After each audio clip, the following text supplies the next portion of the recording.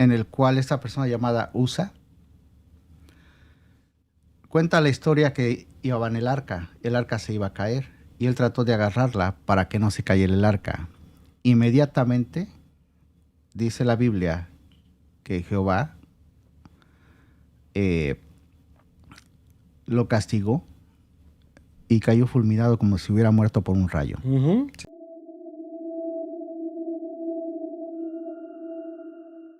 Hola, ¿cómo están? Espero que estén pasándola muy bien.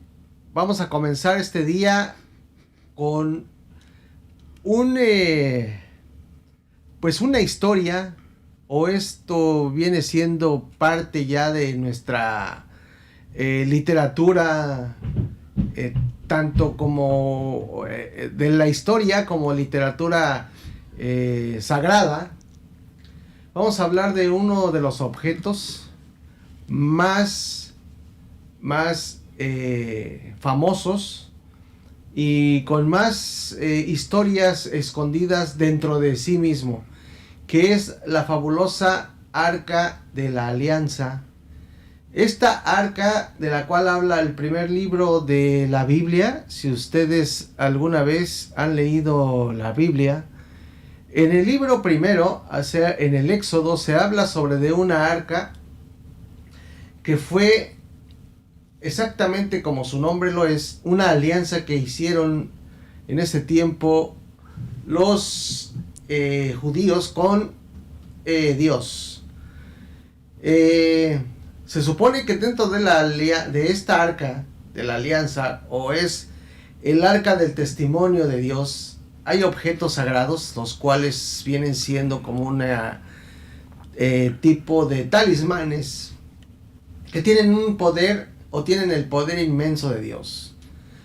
En este tiempo, los hebreos usaban estos poderes para poder transportarse de su éxodo, como el libro lo dice, por el desierto y llegar a la tierra prometida. Este poder se los dio con las tablillas que vienen adentro y a los otros objetos sagrados, Moisés, en el principio de su historia, cuando eran esclavizados por el faraón egipcio en sus tierras, y los tuvo durante muchos cientos de años a trabajos forzados hasta que se pudieron disuadir de esa situación. Pero vamos a comenzar con este relato tan interesante sobre esta arca, en las cuales se ha escrito mucho, inclusive se ha llevado grandes proyecciones de cine de Hollywood.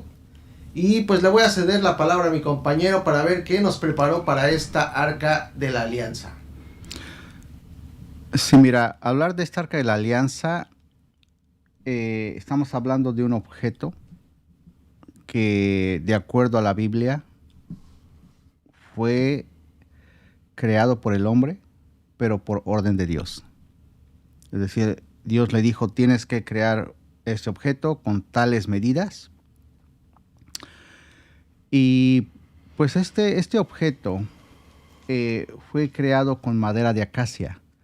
La madera de acacia es una madera que es muy preciada. Hay más de 1000 tipos de madera de acacia y es muy resistente. Es decir, se conserva muy bien. Por lo tanto, esta arca fue hecha con esa madera y recubierta con oro puro. Entonces, el arca de la alianza no era un arca que fuera demasiado pesada. O sea, sí pesaba, pero no así como para no poder cargarla. Porque esta arca tenía a los lados unos orificios en los cuales se metían unos palos. Y de esta forma la cargaban. Porque no cualquiera la podía cargar. El arca se localizaba en el templo en el tabernáculo de Moisés se llamaba el lugar. Ese tabernáculo de Moisés, cuando tú entrabas, era como un rectángulo. Cuando tú entrabas, lo primero que veías era la primera parte que se llamaba el atrio. Este atrio tenía, en la mera entrada, tenía un altar de bronce y una fuente de bronce, ¿verdad? Eso estaba fuera de lo que era el altar. O sea, la parte cuando entrabas apenas al tabernáculo de Moisés. Después, cuando ya entrabas a lo que era el altar, estaba un lugar que se llamaba el lugar santo. En el lugar santo se encontraba un candelero de oro, ¿verdad? Se encontraba el pan y también se encontraba incienso, que era la segunda parte. La última parte era el lugar que llamaban el lugar santísimo, en el cual es donde se encontraba el arca de la alianza. En ese lugar solamente entraba el sumo sacerdote, que debía ser de la tribu de Leví, nada más. Cuando habla de la tribu de Leví, recordemos que Jacob, ¿verdad? Aquel Jacob que se peleó con un ángel de acuerdo a la Biblia y que le ganó al ángel, ¿verdad? Y que su nombre fue cambiado a Israel. Tuvo 12 hijos, que son las 12 tribus de Israel. Una de esas tribus, uno de los hijos, se llamó Levi. Es decir, los descendientes de Levi eran los únicos que podían entrar a ese tabernáculo, pero en especial solamente tenía que haber uno solo, que era el sumo sacerdote, y también Moisés. ¿Qué es lo que pasaba? Él entraba al lugar santísimo y se encontraba con el arca. Esa arca estaba forrada de oro y había 2 querubines salvaguardando el arca. Cuando Moisés quería hablar con Dios, se acercaba, que usualmente era tal vez una vez al año, se acercaba y entonces bajaba Dios. Esa arca es como el trono de Dios. Y entonces ya hablaba Moisés con Dios, ¿verdad? Antes de esa arca, olvidé mencionar que había un velo para entrar. O sea, del lugar santo al lugar santísimo, la separación era un velo. Cruzabas el velo y entonces te encontrabas con el arca. Imagínate lo impresionante que era esa arca, forrada de oro puro, con 2 querubines, y pensar que tú podrías entrar, obviamente un sumo sacerdote o en este caso Moisés, y tener comunicación con Dios. Es decir, bajaba Dios en persona a hablar con Moisés. Pues para nuestros amigos que nos escuchan, que nos hacen favor de escucharnos, esta arca fue el símbolo de esta unión que tuvieron los hebreos con Dios en esos tiempos. Y se les encargó a unos artesanos que eran unos expertos orfebres de su tiempo en hacer este tipo de símbolos o de artesanías. Era el artesano Bezalel y su ayudante Oliad. Ellos fueron los encargados de construirla con todo lo que ya dijiste, con estas grandes incrustaciones de oro y una piedra que es azulosa que se llama lapislázuli o lapislázuli, algo así se dice, para darle un decorado con los querubines que tienen, supuestamente están hincados, viéndose unos a los otros, como ellos lo mencionan en las escrituras, hacia el lado del perdón, que viene siendo el centro de esta caja, de esta arca. En todo su éxodo, en todo su periodo de peregrinar hacia la tierra prometida, los hebreos tuvieron la ayuda de Dios conforme iban avanzando, venciendo los obstáculos y sobre todo, aparte de los obstáculos de la naturaleza, como abrir ríos, las aguas de ríos inmensos, y sobre todo los ejércitos que se iban encontrando a su paso, a los cuales con esta magnífica arca los iban venciendo conforme iban pasando poco a poco. Pero según el libro del Éxodo, esta arca medía en metros, porque en ese tiempo se medía por codos. Ellos tenían una medida que era por codos, que era la parte del brazo hacia el codo. Ellos medían así, eran las medidas para hacer muebles, para hacer todo. Pero según aquí lo que tengo anotado, medía 1.25 de largo por 75 centímetros de ancho, que era un cofre bastante grande, pero en el cual tenía 4 argollas a los lados y podrían meter unos palos cubiertos de oro también, cubiertos de lámina de oro, para transportarla en los hombros. 4 personas pues sí lo podían transportar por todo este éxodo en el desierto, que fue bastante largo, y pues vencieron todas sus sus problemas que se iban encontrando, los vencieron con esta ayuda que tenían desde el cielo. Los querubines que tú dices que estaban frente a frente eran de oro macizo. Entonces me imagino que sí, en un momento determinado llegaba a pesar bastante, aunque esa madera de acacia, que es muy resistente, es muy ligera. El hecho de ponerle este tipo de incrustaciones la hacía bastante pesada, pero a ellos no les importaba, puesto que llevaban el poder, un poder supremo, o el poder de Dios a cuestas. Y solamente estaba recubierta, es decir... Sí, eran láminas, ¿no? Los querubines eran de un tamaño, pero estaba solamente recubierta, en sí era pura madera, recubierta de láminas de oro. Y entre 4 la cargaban. Sí, esta arca se hizo famosa porque, como tú decías, cuando le hicieron su templo, el rey Salomón le mandó a hacer un templo gigante. Y no cualquiera podía entrar, como tú lo dijiste. De hecho, decían que cuando la transportaron, cuando estaban en el éxodo, mucha gente trató de tocarla por curiosidad y caían fulminados como por un rayo. De hecho, hubo gente que intentó abrirla para ver cuáles eran las reliquias que contenía, y la gente no podía resistir la tentación de abrirla, de tocarla, y morían en el acto. Todas estas personas, durante este tiempo que fueron años de esta transportación del cofre, de la arca, solamente gente ya preparada o iniciada podría tocarla o acercarse a ella, como tú lo dijiste, que en el templo ya estaba resguardada y con un velo, para que la gente pudiera pasar a través de él. Sí, y ni aún así, mira, hay una historia en la Biblia en el cual esta persona llamada Usa cuenta la historia que iba en el arca se iba a caer, y él trató de agarrarla para que no se cayera el arca.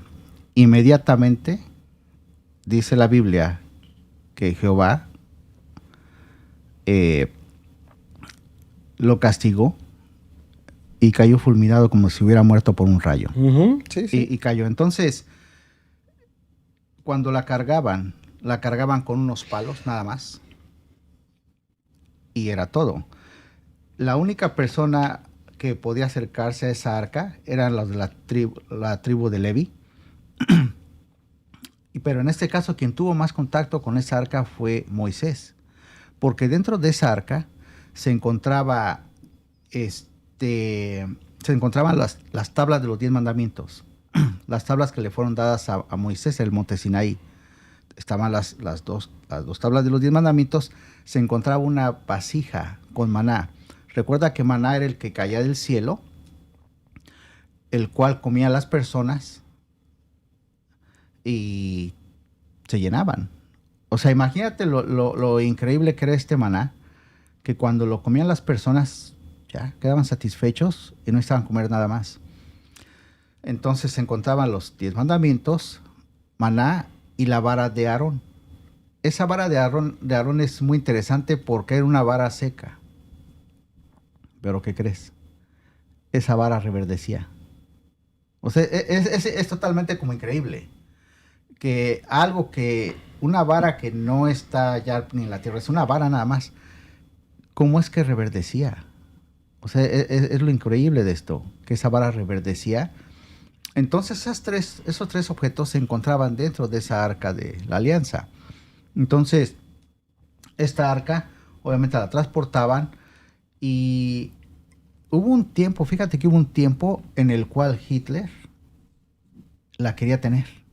O sea, escuchó de alguien que había una arca que tenía este tipo de poderes y dijo, hay que buscarla. Y empezó a mandar su gente a Egipto, a diferentes partes de África, para que encontraran esa arca. Se le hizo un objeto de deseo.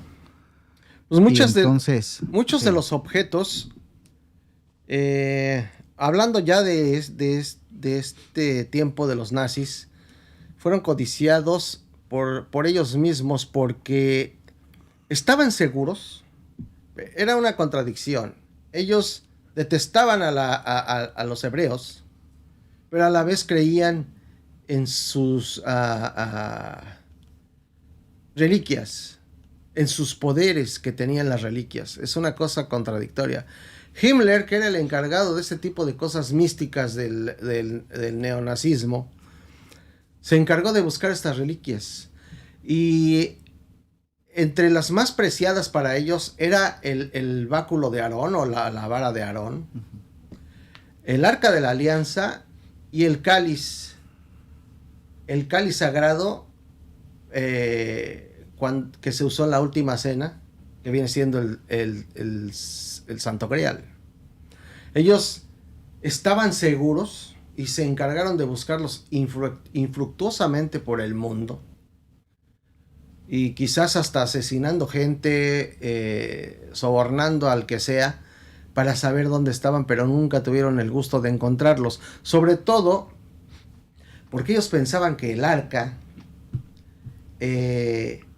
con el solo hecho de tenerla, como dice en el libro del Éxodo, podían derrotar ejércitos. El hecho de presentarla o de tenerla en esa batalla iban a derrotar al ejército contrario. No se supo, porque esto viene siendo desde por estas escrituras muy antiguas, los relatos. Nunca la encontraron. Y nunca la encontraron porque, según los relatos, también esto no es ciencia cierta, solamente son relatos descritos y pueden ser apócrifos, porque el tiempo pasa y no hay manera de saber si es verdad. Cuando los babilonios invadieron Jerusalén, donde estaba ya el arca en su templo, y alrededor de la veneración, los babilonios, que eran paganos, llegaron a Jerusalén, destruyeron todo, incluyendo el templo y el arca. Es lo que dicen los ciertos relatos. Otros relatos dicen que los hebreos alcanzaron a sacarla de ahí, a salvarla y ponerla en un lugar seguro, en un monte sagrado, y ahí se quedó. Hay mucha literatura y hay muchos dichos sobre de esta arca. Pero lo que sí es verdad es que, volviendo a los nazis, es que ellos estaban seguros, la contradicción, que esto les podía dar el poder de ganar la Segunda Guerra Mundial.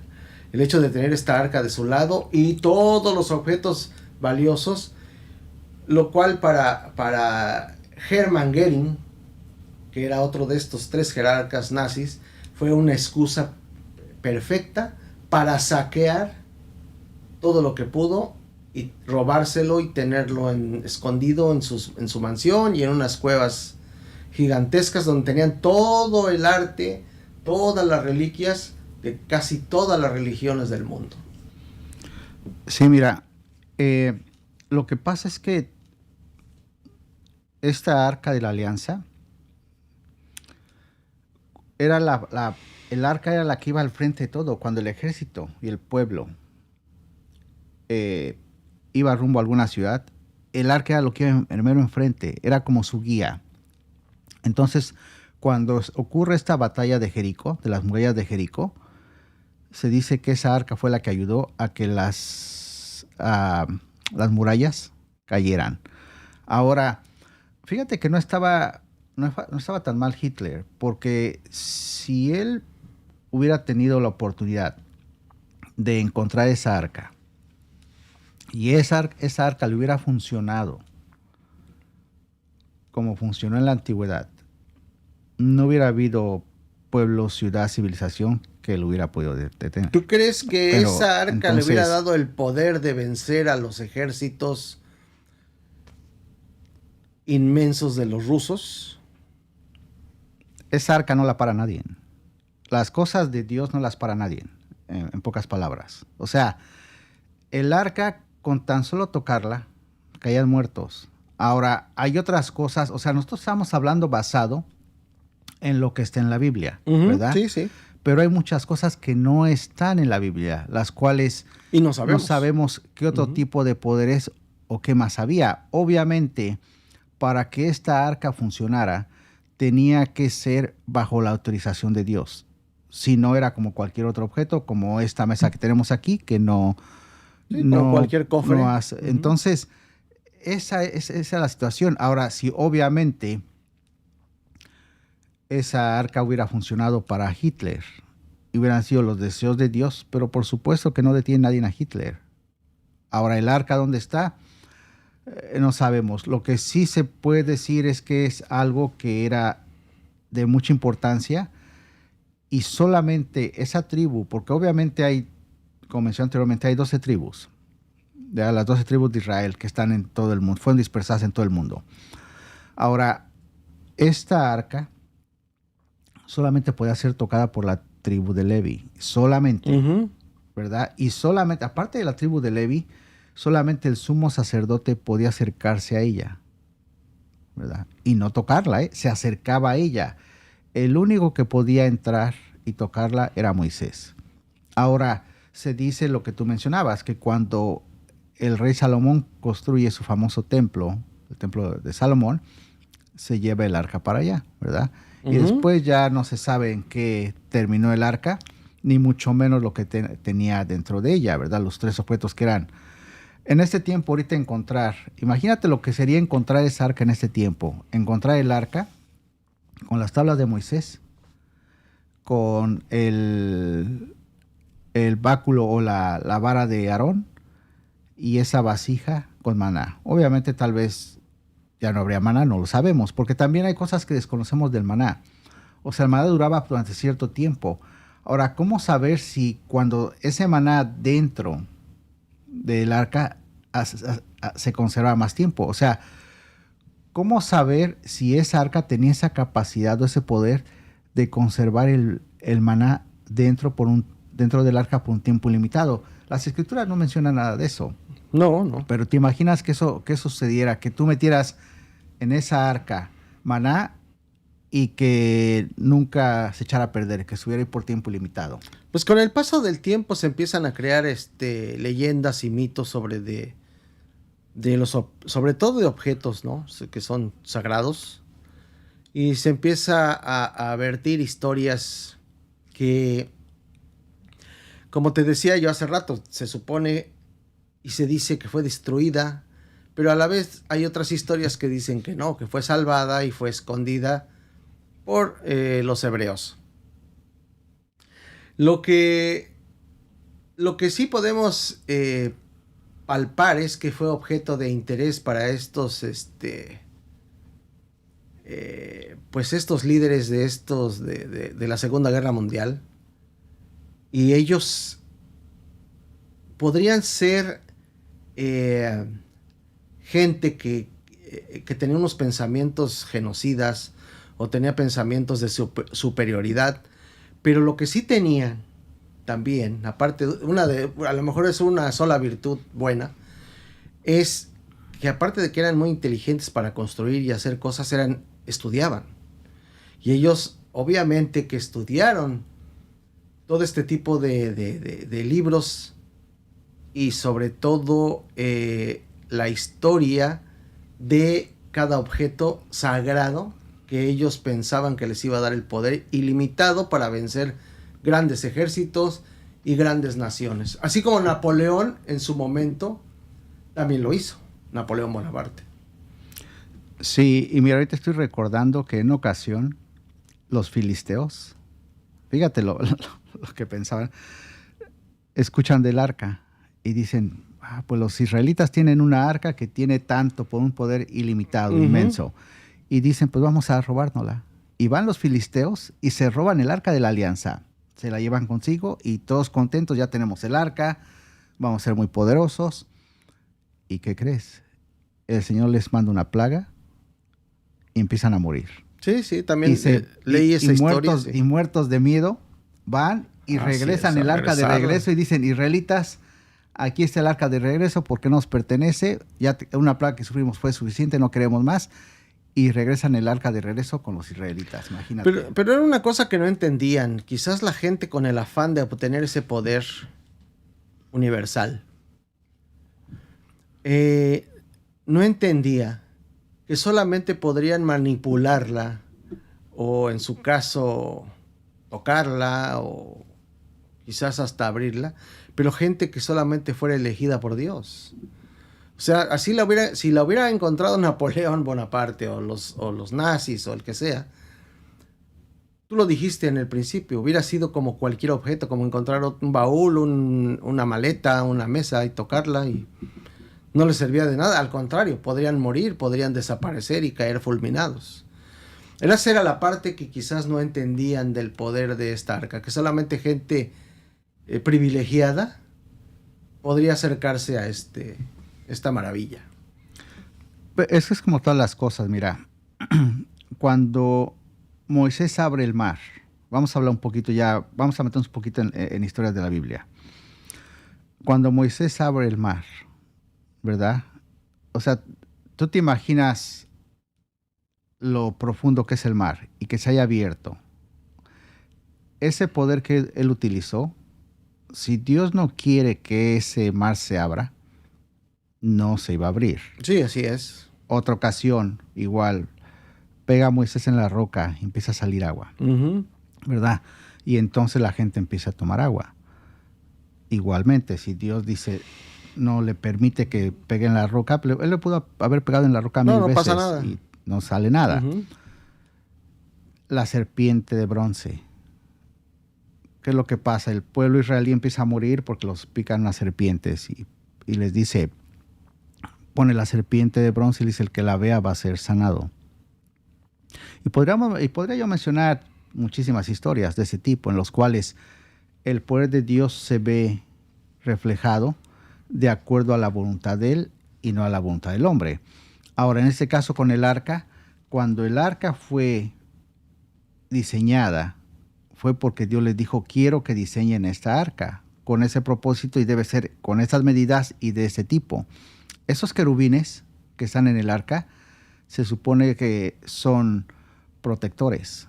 Sí, ¿verdad? Es la idea. Y en el arca los ponen con alas. Yo soy de la idea de que los ángeles, en este caso, es que hay diferentes tipos de ángeles y no voy a meter en eso ahorita porque hay ángeles ministrantes, hay ángeles, hay querubines, hay diferentes tipos de ángeles. Ahora, bueno, el chiste es que eran guardias. Este tipo de querubines estaban ahí como protección. Y